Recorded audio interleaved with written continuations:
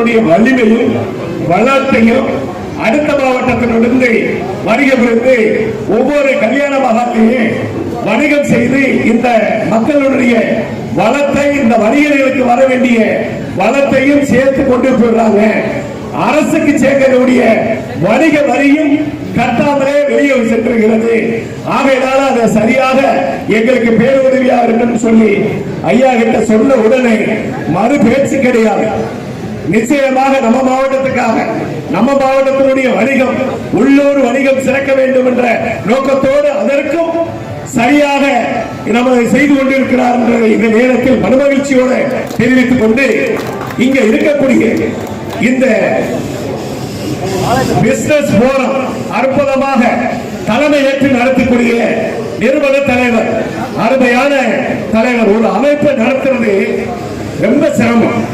அதனை வணிகர்களை ஒன்று சேர்த்து நடத்துறது ரொம்ப ரொம்ப கடினம். ஏன்னு சொன்னா அதில் நான் நிறைய பட்டிருக்கேன்.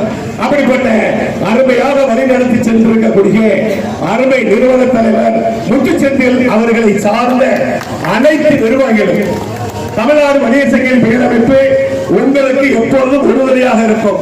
எந்த நேரத்திலும் எந்த விஷயமாக இருந்தாலும் இரவு பகல் வாழ வேண்டாம், எங்களை அழைங்கள், அதற்கு தீர்வு உண்டாகும்.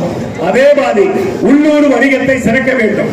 உள்ளூர் வணிகத்தை எப்படியெல்லாம் சிறக்க வைக்கிறது என்றதை முன் உதாரணமாக இன்று நடந்து கொண்டிருக்கிறது.